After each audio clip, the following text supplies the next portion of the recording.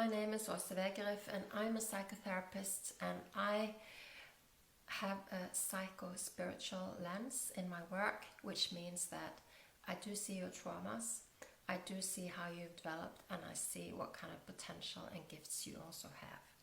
So today I'm going to talk about what is the difference between living in a survival mode and living true to your spirit, true to yourself. Because that's two entirely different ways of living, having a life, going about your life from two different positions entirely.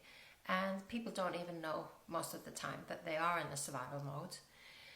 So if you are here for the first time, welcome. And if you're back here, I'm so happy to see you. And please, if you want to, you can like the video and subscribe if you want to follow me more in the. So all of us develop a survival personality. We grow up with people around us who have their characteristics, their preferences and their struggles and good sides, and we have to adapt to that. So if, for instance, if you have a parent who has a short fuse, you might end up really reading the room, being hypersensitive and vigilant and careful about expressing yourself, holding yourself back. That could be one adaptation. Lots of people who are people pleasers as adults have had to take a sort of server giving position to, often this starts with their caregivers, that they serve their parents before themselves, and then they go around in this survival personality for the rest of their lives, unless they actually realize it, find it so painful, and then they want to change it. So there are many types of adaptations, many types of personalities we develop, and it's not necessarily who you really are. But the people who often come and see me are people who are, maybe they're not clinically depressed as a doctor or a psychologist would say that they are, but they are just, there's a sadness, there's a lack of life, there's a numbness, their life doesn't have as much color, their whole mood is lower, and there's distance in the relationships that they have. There's not much personal language to describe their inner world. So there's a whole set of lack here, and quite often what this may point back to for many people is that they just haven't had enough. They haven't had people around them, caregivers and others who were properly attached to themselves, so they weren't able to give it to them either. So there's a whole blind area for many, this is a very big phenomenon for many people, where they lack awareness of the fact that they are disconnected from self. But if you're disconnected from yourself, how are you going to be able to connect to someone else? That you can't connect more to someone else than you can connect to yourself. So this is one type of survival personality, survival pattern, that means that you are disconnected from yourself. Then it's hard to know what your preferences are. It's hard to speak with a strong me, I reference. Others, instead of answering I like this, I like that, they don't know, because they haven't been seen properly. They don't even see themselves properly. So how are they going to know?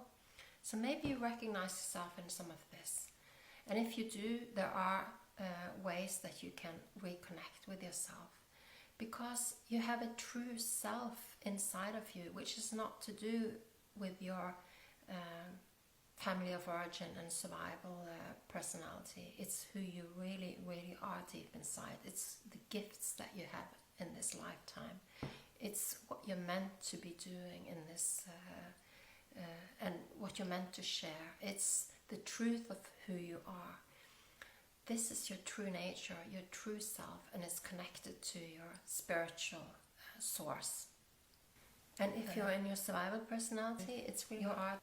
Then you're living from a different place of yourself. So you don't really get to live and allow this spiritual self to come through you in your life and have all the gifts to share and the depth and the purpose that you can experience in your life. So in a survival mode, you are actually still carrying on being who you are based on your survival patterns when you grew up, and it's not who you truly are. So there's a distance to your authentic self, so you can't bring yourself fully to the table, and there are perhaps things that patterns that you're trapped in that cause you to not be able to connect so intimately with others and with yourself. So there's some suffering in it.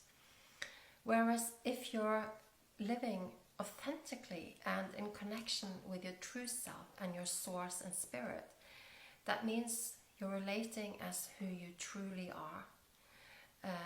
You're connected to your story, you're connected to your passions, your emotions. You feel alive, you feel true, you feel present. And there's a whole source there that you can tap into and express into the world. So there's a lot of potential there. So how can you start to move out of your survival mode and into your authentic self? There's 3 things that are important for this.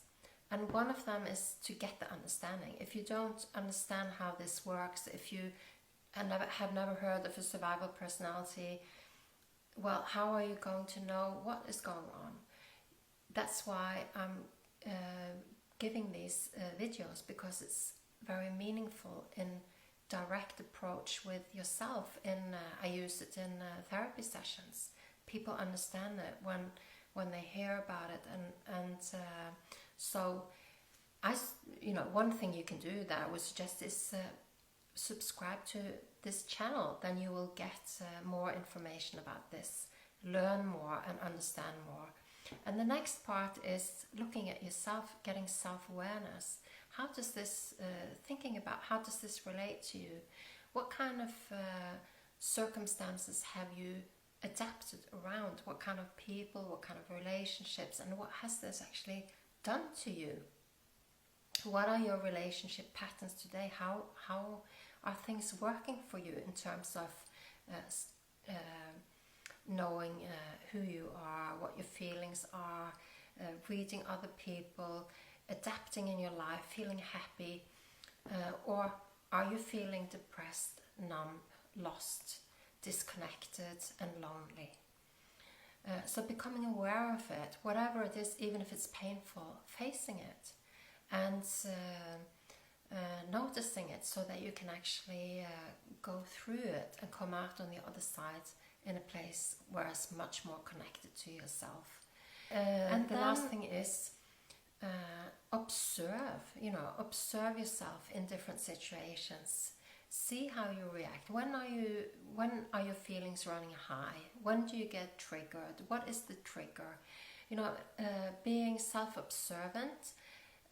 Perhaps there are situations in your life that keep on repeating themselves, and you keep on having a pattern of behavior that you don't like. Maybe you get angry, and you don't want to get angry, and there are triggers, deeper triggers there. You know yourself, and you don't have to be at the mercy of whatever happens in your day, but that you actually can prepare yourself for when you know that things are going to be trickier.